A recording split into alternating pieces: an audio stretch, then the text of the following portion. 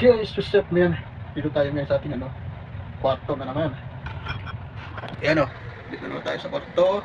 Ganito lang yung libangan natin dito kasi kapag sapit ng gabi, kain na naman tayo. Food trip na naman tayo, men. Ito yung guys, meron tayo dito tulingan. Tulingan, ginataan tulingan. Ayan ginataan na tulingan to guys. Saka meron tayo ditong salmon. Salmon guys, salmon.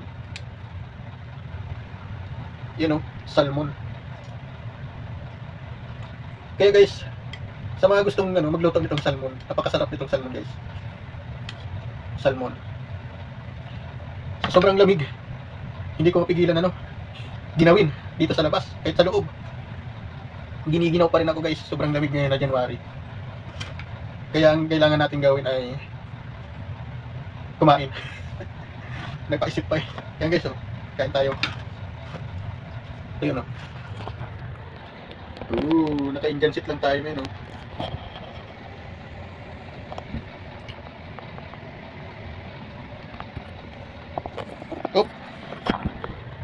Yan. So yun guys, kain tayo and pray muna tayo.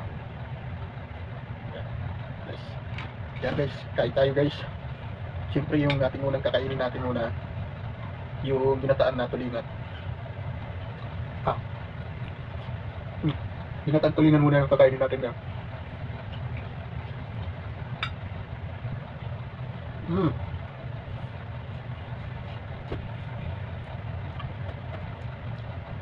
Grabe. Alam mo ba yung kapag kumakain ka ng tulingan, kahit na-overcook mo siya, kapag na-overcook na siya, kahit buto, ay kakainin mo kasi sobrang juicy, napaka lambot niya, bagay-bagay kung saan na timpla, mapagata, paksiw, sabaw, kung ano pa man ang lulutuin dito sa tulingan. Kaya guys, kung magluluto kayo ng tulingan, dapat yung unahin muna tingnan sa tulingan kung paputi pa yung mata nila, yung hasang kulay pula. Huwag kayong bibili ng hasang na kulay brown na, kasi yun ang tulingan na hapon na kahit hindi na nabili, hindi na siya fresh. Tapos yung katawan niya kapag pinisil mo ay hindi lulubog. Kaya guys, makati na yun guys kapag na yung katawan ng tulingan, makati na kapag niluto. Kapag hindi na siya fresh. Yung guys, yun lang yung obserbahan nyo sa pagbibili kayo ng na isda sa palengke. Unang-una, maputi yung yung mata, mapula yung hasang, yung katawan niya, kapag pinisil mo hindi lulubog. Yung guys, sarap kapag fresh, sarap pa rin.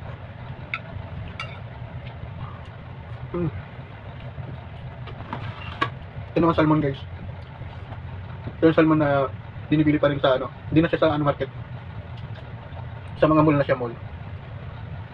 Kasi kailangan ng mga isda yung malamig na lugar para hindi sila masira.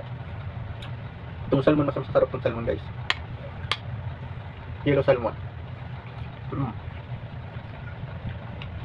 Ayun, kasing lasa pa rin siya ng isda, pero mas masarap siguro kung iihawin para tapos yung may yung may terno na tuyo at saka lemon seto. Lemon.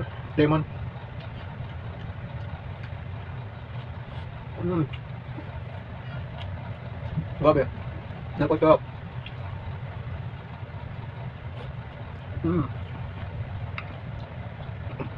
Ganito kapag malamig, parang gusto mo nang kumain. Tapos hinahanap mo yung sabaw.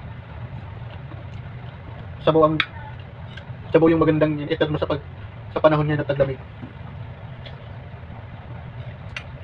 Grabe, sarap.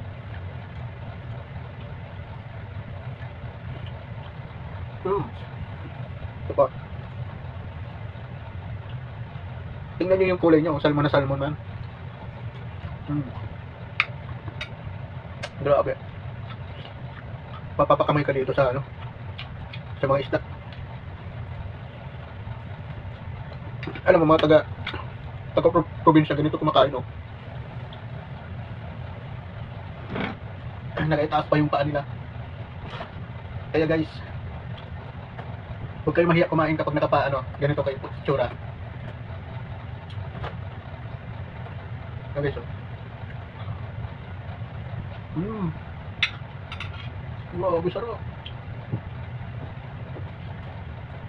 Tawag ito daw. Yung pichay.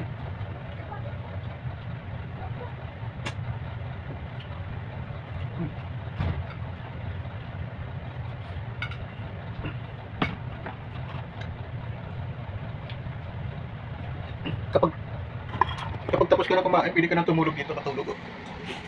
Ayun. Ano na, direkta na sa pagtulog. Bukas hindi na babangon kasi busog na busog na. Binangungot na pala. So yun guys, huwag lang kayong kakain, huwag lang kayong higa kapag busog. Huwag lang kayong tutulog kapag busog kasi kailangan natin na maglakad-lakad muna bago matulog. Ayun guys. Oh. See you lang guys. And next vlog. Thank you very much. And God bless you all.